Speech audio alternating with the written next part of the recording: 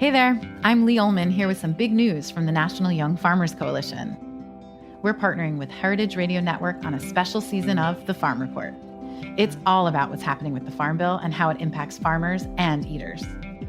I am growing diversified vegetables on land that's been in our family for 150 years. And so with the pandemic, gentrification, property values going up, we had to sell the land and we lost it. Join us as we uncover the untold stories behind this massive piece of legislation that shapes how we grow our food, what we eat, and so much more. The problems we have had, those are things that come from earlier Farm Bill and USDA policy, right? Like Earl Butts, get big or get out. You know, it's my responsibility to know not only what I'm eating, but then like how that all came to be. And realize like, wow, like this piece of legislation, all this money, like it's technically something that I support as a taxpayer. While Congress debates the next Farm Bill, this is not just an invitation to listen. It's a call to action. Be part of the conversation. Subscribe to the Farm Report on Heritage Radio Network, wherever you listen to podcasts. Whoa, what's up, world? This is Mandy Fresh, and you're listening to Heritage Radio Network. My name is Brandon Hoy, co-owner of Roberta's, a super duper awesome place. Roberta's is a very, very, very, very proud sponsor of the Heritage Radio Network. We're also super awesome. Thank you, Heritage. Broadcasting live from Bushwick, Brooklyn, you're listening to heritageradionetwork.org. Hello, Mr. and Mrs. America, from border to border, coast to coast, and all the ships at sea. Streaming live from the County of Kings, Brooklyn, New York City, on the Heritage Radio Network. Are you ready for the fastest half hour on the internet today? It's the Mike and Judy Show, spanning the globe for high-minded hijinks and lowbrow kicks to bring you the best in sex, drugs, rock and roll, and nuclear fission. They're too bad for radio and too good-looking for television. And now, here they are, the Nichols and May of the Now generation, your hosts, Mike Edison and Judy McGuire. Hi, Judy. Hi, Mike. You look so special today. I have makeup on. It's awesome. You're having your picture taken for... I got my picture taken for the Brooklyn paper. Celebrating... the publication of my new book, The Official Book of Sex, Drugs, and Rock and Roll, is available at Barnes & Noble on a table out front. It's awesome. I was so proud when I saw that. And speaking of drugs and rock and roll, have you seen today's New York Post with this beautiful montage of your hero, Whitney Houston, made out of colored pills? Oh, that's disrespectful. Yeah. Believe the children are future. I hate you, Joe. That's me singing, FYI. That's awesome. I knew you would love this. You are such an asshole. You told me there was a surprise. That's right, but look, she wanted the movie Sparkle to redeem her, but drugs were more powerful than her dreams. Oh. That's awesome writing. That's some poetry from the Daily News today. The New York Post, who, not surprisingly, has got a big hard-on for Paul Ryan today. Oh, yeah, that's very exciting news. Boy, it's like a battle of the hair moose with those two. It's not going to last. They're complete egomaniacs, both of them. They're gonna hate each other in a week. It doesn't matter. They'll go through with it. And I think they might win. Oh, yeah. That scares me. Well, anyway. All right. On to warmer, cuddlier topics. Here we are at the decidedly left-wing Heritage Radio Network. Once again, it's the Mike and Judy Show. And who are our guests today, Judy? We have Ariel Schrag and Kevin Seccia, authors of Ariel and Kevin Invade Everything, an online a web comic, which is really funny and should be a top-rated sitcom soon, if I have my way. We look forward to that. And you often do. Okay, well, maybe not. But yeah, they're both neighbors. New Jerseyites. It's all... Okay, Kevin's got a New Jersey tattoo. I'm the sole New Jerseyan, actually. I am not from New Jersey. Sorry.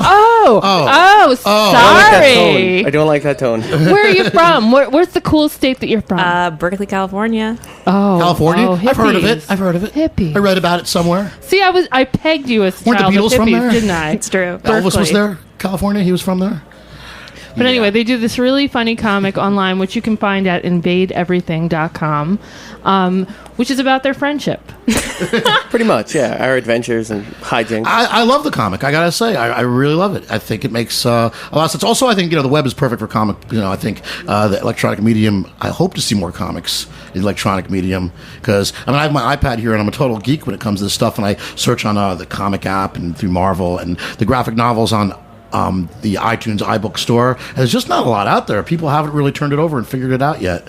Because it looks great. It looks great electronically. Yeah, there's a lot of... I feel like there's been more in recent years, and it's just easier. It's like the best way, obviously, to get it out to the masses and people who want to read it. And ours, it's pretty much, I guess, just a document of our dumb friendship and getting into adventures, Mainly getting drunk. about trying to meet girls. Trying to meet girls successfully, unsuccessfully. And how's that working for you? Well, Are you both single? I don't think we've ever actually ended up with a girl in the comics.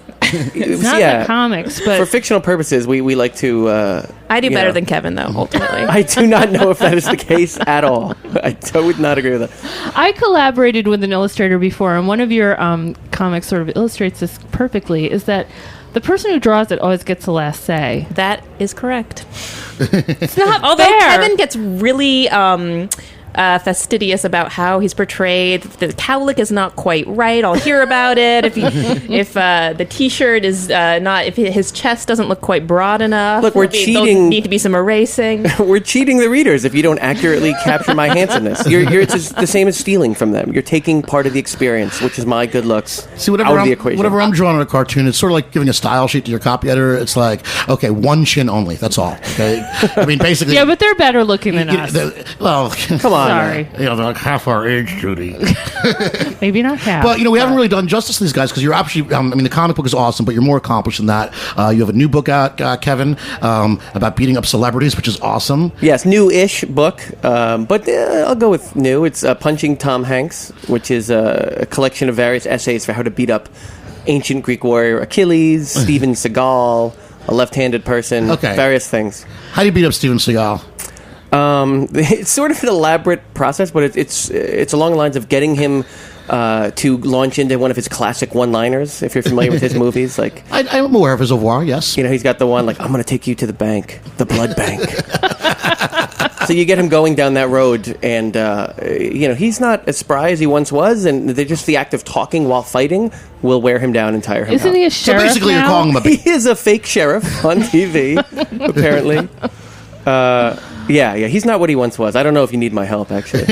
Yeah, Seagal. You're a pussy, Seagal, if you're listening. And one of my favorite things was that you offered $1,000 bounty to anyone who would beat the crap out of Chris Brown. Did anyone take you up on that? I did, for obvious reasons, and sadly, no. If I don't me know and what him the were ever in situation in the same room together, I would be $1,000 richer. Yeah, you would have been. I had to put a 1 month time limit on it, unfortunately, but yeah, I really thought I'd have some takers, being that he's a monster and people enjoy money.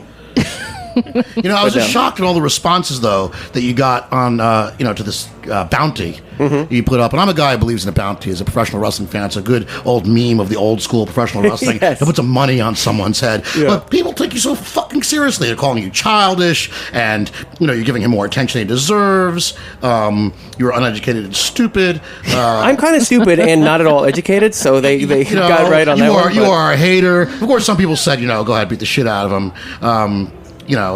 But I don't want to stoop to your level. You have become a bully. I just can't believe. It's obviously a put on. Yeah. Okay, sure. Although I do like the fact that you consulted with a lawyer and that you. Yeah, I made sure I was all clear on that front. It is kind of depressing, though, on another level. Like, most of the stuff is sort of jokey, how to beat up Seagal and etc. But this is like, this guy's terrible, and I wanted to do this.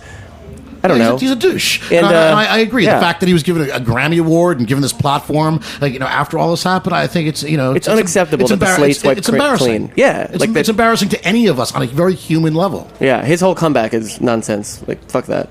Yeah. Can I swear? Is that you fucking A right? You can swear. Fuck cock. All right, yeah, fuck that. We guy. try not to swear too much. Oh, right, cool.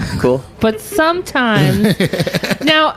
Okay, so your comic is based on your friendship. Ariel, how did you guys meet? Was it eyes across the room, like instantaneous kinship? I was actually really creeped out by Kevin when I first met him because he That's was so sorry, actually. He was and I just met 30 him like 10 minutes ago, and it was weird. It was a little awkward. He's weird. No, he was 32 and dating like a 21-year-old. Oh, A dude? Kevin. Well, it wasn't like it was a dude, though. She's an exceptionally smart 21 now 27-year-old or whatever. No, she's great. And that ended. But she has an old soul and You don't date perky younger boobs. What? You don't date younger women? Actually, I do indeed. Yeah, you're currently dating someone who Anyways. maybe studying for finals. Anyways. But yeah, no, we met through a mutual friend. Yeah, and I don't know. I actually, Kevin, it was I had just had a comic book come out, and I did a reading. And it's hard to get people to come out to readings. You're always like, is anyone going to come, etc. And Kevin just sort of showed up. We didn't even really know each other, and he's there early, like 15 minutes early, like walking around. Hey, you got anything? You need me to get anything? Like, I was just like, this is like the sweetest guy. And I don't know. We just kind of kept sort of running into each other, and then we ended up actually breaking up with our girlfriends around the same time, and so then just immediately fell into our own codependent thing in which we hung out every night. How does the wingman woman thing work? Reading my mind. It's worked very well for you, Mr. Edison. Yeah, it has. Well, I have a lot of women who are friends. It's true. Although I don't have any gay women friends who've worked as wingmen. Per se. Although Jerry Portwood offered to be my wingman, and I think a gay man might be a good wingman too. I have not explored that possibility yet. Maybe. But he's really charming. I think it would work. He is very charming. I've done it for her. I don't know. We've done the reverse. Like, I feel like I'm slightly true. more outgoing. I feel like you've than helped you me are. out a lot. I don't think I've ever done anything except maybe like stand around and make you seem appealing because you're friends with a gay girl, and that's charming to people. Like how diverse I am. I embrace all lifestyles. I'm kind of more ballsy and have approached women for her, and sometimes it works because I'll just like point her out and they like her because she's great, and then other times they're just like, who the hell is this guy, this straight guy talking to me? I feel like it doesn't work when you go up to people. I feel like the times it's worked is when we've been at a bar and you've been like, okay, you have to point out somebody that you think is attractive, and I'll sort of begrudgingly be like, oh, I guess her. Okay, now you have to go and sort of talk near her, and so you sort of We've done that maneuver me into where we go into invade their circle that, side by side, and I'll sort of have like a simultaneous conversation that then like kind of we sidle in, and then one of us jumps in with a little tidbit, and then they turn, and then it's sort of now we're all just talking, and then. But there's always the weird, like, I used to go out with this one guy friend of mine who would get really, like, nothing ever happened between us, and he would get all, like, clingy on me. And so then people would think we were a couple. Does that ever happen? Or, I mean, I guess it wouldn't happen if you go to gay bars, but... I think it has happened, but then it's quickly dispelled. It's sort of obvious in our demeanor, our manner with each other that it's not... I think there's a friend vibe we're throwing out there. Except when we brush each other's hair, then that seems confusing. And well, once you get to braiding, it's all over. Yeah. Well, even, the straight boy and the straight girl, you get a few in you, and the lines can get blurred a little bit. In a bar, I'm saying, when you're trying to do that 1-2 Batman and Robin, good cop, bad cop. I think it's easier for a guy to... Once a woman decides you're her friend, like, you're not getting laid ever. Unless she's, roofied. Oh, my God. That's a tough category to bust out of, admittedly. Friend, Yeah, but I think guys are, not always, but a lot of times they're a little more flexible. They'll risk the friendship. You mean they have lower standards? Guys? I prefer flexibility. Any doctor will tell you that's an essential part of being healthy. Kevin is a fan of holes in trees. Oh. Yeah, I mean, seriously. I mean, what hasn't been said about God? What wouldn't you do to get laid? I mean, what wouldn't you do? I am a man. I enjoy nice things and good times. A 21-year-old girl. All right, and why not? Sure. And why not? They're legal in man's eyes and God's. Right? Yeah. Oh, shut up. So moving on. There's more questions that aren't probably not about me and 21-year-olds. Well, actually, I had one question going back to beating people up. Sure. Okay, which is always a good topic. I was enjoying this thing about beating up the guy with the baguette. Oh, right. Okay, I actually have a tip that how to beat someone up with a baguette. This is really important. Okay, that's impressive. Okay, okay, because I have been in the situation before. I have been that guy with the baguette. He was stabbed at White Castle, so food and fighting is not unfamiliar it's territory. True. I took a knife for Mike. in the mouth at a White Castle. Wait, what? The one over on Metropolitan? No, in Bed-Stuy. This was a long time ago. A long time ago. It's a time called the 80s. Oh, my father showed me photographs. Yeah, I know you've read about it in books, but I was definitely the wrong place at the wrong time. But anyway, I have been the jaunty guy with the baguette whose ass you want to kick. And what I've learned is if you have a baguette, the idea is to spear someone with it. Because you could really do some damage. You could black an eye and bloody a nose if you spear it, you know? Will it hold up? Oh, yeah, absolutely. It depends. But if you try to, you could If break a it's rib. stale, maybe, not fresh. You could Like break a a, you could Ficelli break or whatever It's a real it's called. baguette, it's hard, trust me. You know, the thing is, if you try to... I know my me. bread. A good French baguette. Yeah. And but if you try to like club somebody with it, it'll break. I mean, you're never going to hurt somebody That's a good clubbing point. someone with a baguette. But if you Pool spear cue somebody, style, yeah. let me take pool cue style right to the eye. Bang. I would believe that. Yeah. Okay, so if anybody's listening has a baguette and is attacked by the author of Beating Up Tom Hanks, for example. Right. That wasn't always the title, was it? It was. Well, the website is called howtobeatupanything.com, and then we ended up changing it to Punching Tom Hanks. Why Tom Hanks? It just seemed like. You just want to Because you mash asked- your fist into his fucking face Yeah, every yeah. time. Whoa! The opposite. I think most people find it curious because he's such a beloved, avuncular character, all-American apple pie. And then there are some, like this fellow, who bear a certain grudge, apparently, too. I don't know. Just, That was a... What's it's the like problem? all of a sudden the only thing left to eat were vanilla milkshakes. Wow. That's the world I see when You're I not a see fan Tom. of Castaway? You know, Oh, Castaway was terrible. Castaway. Oh, Big? No. No. I don't Really? like What Tom are those Hanks Meg Ryan either. vehicles? Oh, no. Yeah, no, those are bad. Yuppie bullshit. I can't. No. But we should take a break. Let's take a break. We got A some music. refreshing break. A refreshing break. We got some music from our friends at Daptone Records. It's Mike and Judy here on the Heritage Radio Network.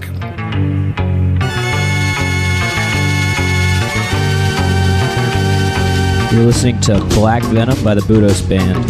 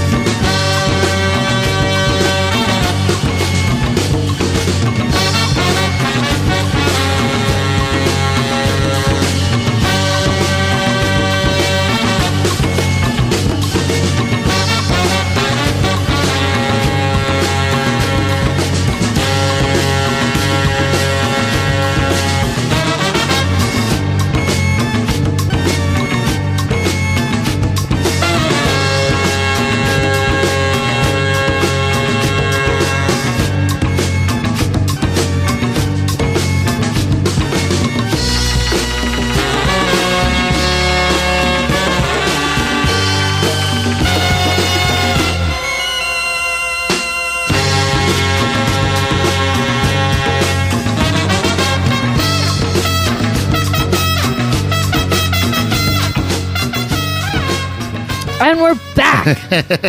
Pizza party. You're Roberta's. And we were yeah. Anyway, I'm the only one eating, unfortunately. But I'm hoping to entice them with my delicious eating style. Anyway, so you guys have both written for television. Kevin, you were nominated for an Emmy, I believe. I was. I've done also like sketch writing, animation writing, like random award shows, pilots that never get made, and sort of bounced around a lot. But yes. And Ariel wrote Your for favorite TV show. one of my favorite television shows of all time, The L Word. What do you think of The Real L Word? Liberal? Let's see. I watched the first season. That's all I got And through, all too. I remember from the first season is that there is a scene where some girl gets in front of the camera and says, Romy said Sarah tried to rape her at the white trash party. And that pretty much sums up that show. Yeah, it's like, if you ever think like, oh, gay people are just cooler than us, just watch The Real L Word. Well, okay, why are men so fascinated with lesbians? You would be the one to answer. I actually. I feel like you have a theory, though. I do. feel like you I have do. your Well, men answer. are always, as a pornographer, always asked, why, women always ask, so why do guys like lesbians so much, right? Meaning like girl on girl. Yeah, I don't think they like lesbians. I think they like the idea. Exactly. They like And that's two the- supermodels getting it on. And that's the answer. They're not lesbians. They're just waiting Oh, that pizza's so delicious. They're just waiting for the right cock to turn them, too. Oh, yeah, to make them join the other like team. That's the fantasy? Is it? I think so. Is it? Probably, yeah. I think, they don't want to just sit there and jerk off to it. They want to be part of it. They want to be like, oh, yeah. Really? They do? I mean, we do? They do. You do. I mean, I don't know. I'm not really placing myself in that scene. It's you're in that scene. Yeah, am I in that scene? It's just the poetry. It's just the poetry of two women making love to each other. I don't think the poetry is being used correctly there. I've seen a lot of pornography. The vagina is such a beautiful thing. If anything, the parts Well, are it's not not like this fitting big dumb together. blunt object like the male counterpart. Seriously. There's a couple avenues here. I'm not really sure where to go down, but anyway, one of my favorite things to hate on the L word, the real L word, was Jenny Schechter. Like, was she more fun to write than other characters because she was so hateable? Yeah, I mean, I definitely came in. I wrote for the show for seasons 3 and 4, so that was kind of right when Jenny was really starting to become the person that you like officially hated. I mean, I think the first season she's kind of likable. She's like this naive young girl coming in, discovering herself. And second season, she is when she starts to go crazy and like starts cutting herself, and you're like, whoa, hold up. And then third and fourth, you're like, okay, I'm supposed to hate this person, and so that was definitely a fun season to write for. And that was also the trans season when Jenny sort of becomes this girl that's like obsessed with her boyfriend transitioning, right? Which is something that I had sort of seen at the time a lot of friends of mine who were dating trans guys sort of like fetishizing them, and so that was sort of fun to write her into that role. Did anyone ever get mad at you because they saw themselves on the show at all? Well, I definitely would have people assume things are based on them that are not. Multiple people sort of, calling me up and be like, oh, so I saw tonight's episode. And where do you get your ideas? It's like, not you. Yeah, like, it was like some other writer's idea. But people get really weird if they see themselves in something. If you're a writer and, you're it's obviously... never actually. No, it's not. It's always the really boring people who think you're writing about Yeah. them. It's not the interesting people are out doing things. And when you are writing about somebody, in fact, I mean, if you write something in a book or a magazine story or whatever, even if it's the most wonderful thing of all time, people get really wigged out if they're not used to it. And you tell a story about someone, they read it, or you talk to them at the radio, like, oh my God, you're complimenting them. And they said, yeah, but what about so and so? There's also this sense that like their life has been stolen, or where do you get the idea? Like, what? It's not. And they're the person who was never going to do anything with it any anyway. writing comes from. People aren't just creating stuff out of like thin air. Like, it has to come from somewhere. I sort of have a policy. Do you enjoy reading books or watching TV? Because that's how that happens. I have this policy when I write about people I know, it's only when I out to bash them at this point, because it's a no-win situation writing nice things about people half the time. You can write nice things about me. And I do. They'll find something negative, though, I under can't the find pile of nice. Judy McGuire, is like What the could be ideal. negative? I'm like, Jesus. Is like the ideal of what a human being should be. Without the stigmata. So collaborating, like you guys collaborate on this together, but writing for television, you have like a bunch of collaborators. What are some of the pitfalls that come with that?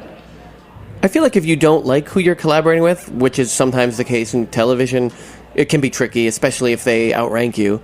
But there's on the flip side of that, it's not so personal to you. It's more of a job a lot of times, so you're not as invested. But with her and I, and with both of us collaborating with other friends and stuff, it's sort of ideal. It's like we wanted to do it for a while. We thought we wanted to find something to work on, and when you respect the person and the other person makes you laugh, it just kind of builds. And it becomes better than it would be with either one of you working on it. And we've never really fought. We'll argue certain points, and one of us will eventually see the other side. And it's usually the better for it, having had that conversation and kind of pitching and topping each other. And then, I don't know. Well, I mean, what I like about it is, before I worked with Kevin, I'd written a series of comics just about myself in high school and was sort of used to sort of telling my side of the story and then kind of trying to imitate the voices of my friends. And the idea of behind what Kevin and I do is that he writes like everything that his character is saying is his dialogue. He's writing it, so it's purely his voice. And or so I've said it before. Actually. Yeah, or it's something he specifically said that I remember that he's like, yes, and I would say it with this cadence. And so you really get these two very distinct voices in the comic. And so we're coming up with the plots and the sort of jokes together, but just in terms of the dialogue, to have these really crisply distinct character voices, I think is really cool. And that is very cool, and it's hard to do. Like, it's so hard to write completely different than you've got this one character speaking. Which character do you like better? Would you say? Which character do you like better? Do you feel as Which more one do you of think is smarter? embodying good and kindness, and then then the other side, there's sort of selfishness. Now that you've written a book about how to beat people up, do you find that you get your own way all the time? Well, I have actually done very. We've already established that I get my way because I'm the one that draws it. Exactly. That's true. I remember hard to get having. around it. I pitched a show to MTV a long time ago it was an animated series, and I was working with this guy, and we had the hugest fight over shoes. I was like, she would not wear those shoes. Those shoes are really ugly. He's like, no, I like these shoes. She's wearing these shoes. Well, we have to kind of check in with each other because every now and then, like, vanity will creep in, and either one of us will be like, wait, maybe my character shouldn't say that, and we'll be like, you just don't want to look bad. No, it's whatever's funny. You have to land on whatever's funny. Yeah, and looking bad it's kind of fun. There's been plenty of those where like my vanity One gets in the gets way used of to it. hers. In my case. It's just better to tell the truth, and it's funnier. So have you ever been beaten up? See, Judy just wants to talk about the lesbian soap opera, as always. Now I want to talk about people getting beaten up. And there's our show. There's the magic that is us. I've been beaten up numerous times. I've had my teeth knocked back. I have braces to this day behind my front teeth. I've had a detached retina. Tom Hanks, that motherfucker. I dislocated my shoulder punching someone. That's right. That's right. Who are you, Judy? Have you been in a fight? It's a tragic story. I've been beaten up a lot. Oh no. Let's not go there. All right, let's not go there. But I did dislocate someone's knee once. That's impressive. How with what technique? A kick or baguette? A drunk kiss. It was a drunk kiss. Kick. Kissing. Oh, okay. He was making out with Seduced him. someone, and I was like, oh. And he came over and he was like, "You're so mad," and he tried to hold me down. And I kicked him, and then everyone at the show. It was like when I was young in punk rock. Everyone at the show got mad at him, which was kind of. I like it. Like he walks with a limp to this day. I bet. Good turn of events for me. So what's next for you guys? Where are we bringing this comic? Are we going to bring it to the bookstores everywhere? Is it going to be a TV show, a movie? I mean, you were talking about it. You're going to continue doing it? I think we'd like to get more on a back of a regular schedule. There's been some hiatuses, and we're just having a good time doing it. We'd like to collect them at some point and do a book, but it's not. Right now, we're just sort of enjoying keeping it on the web, getting it out to people that way. You guys have to come up with an ending like a double wedding. Yeah, it'll be like tie it all up with a bow. Like a Beverly Hills 90210 episode. Where's Judy? Who are you and where's my Judy? Maybe there's a fight at the wedding, though. Then you'll be enjoying a Donnybrook. Yes. Like a good professional wrestling Yes, a melee, wedding. a barn burner, a whole battle royal. With all this beating up, I thought for sure you'd be a wrestling fan. I thought you would be a kindred spirit in the world of professional wrestling. About 10 years ago, again, when the writing was good, and they had a lot of sitcom writers, and it was really kind of Wait, they have sitcom writers on the wrestling show? A lot of sitcom writers. Writers come and go on the show all the time. My understanding is they always try to hire guys who have written soap operas and other continuity stuff, and then the wrestling people get fed up with the Hollywood people, and there's like constant, backroom squabbling over who really gets to write the show. There's some there's been some great writing on that show over the years. I mean, it's up and down. It's cyclical. But there's a guy, a friend of mine who co-created Metalocalypse on Cartoon Network, who wrote for Conan O'Brien, who wrote for many years for wrestling, and those are two obviously great credits, and people don't think of wrestling at that level. And I don't know that it is. I haven't watched it in a while, but at the time it was very entertaining. Like it can soap opera elements, good action. When it's firing on all cylinders, it's the best thing on TV. But it's uneven, unfortunately. Yeah. But one final question: if they allow professional tennis players into the Olympics, why can't there be professional wrestlers? Good question. I will sign your petition. Yeah. All right. Once again, it's been the fastest half hour on the internet today. Where can we find you guys? InvadeEverything.com. And also on Twitter, Kevin Seccia, my name on there. That's a hard one to spell for people. Or you just go to howtobeatupanything.com and Ariel. Yes, arielschrag.com. SCHRAG. SCH. All right. Yes, Judy McGuire with a J and an M. Mike Edison, Heritage Radio, Mike and Judy Show. Thanks, Joe, our engineer. And live from Bushwick. We'll see you next week. Thank you.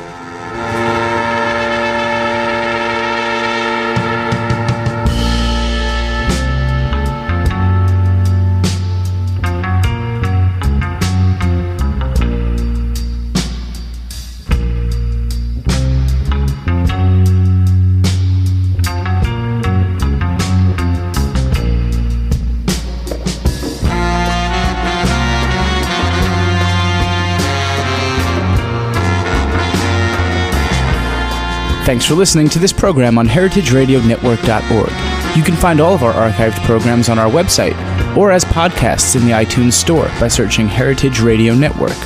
You can like us on Facebook and follow us on Twitter at heritage_radio. You can email us questions at any time at info@heritageradionetwork.org. Heritage Radio Network is a non-profit organization. To donate and become a member, visit our website today. Thanks for listening.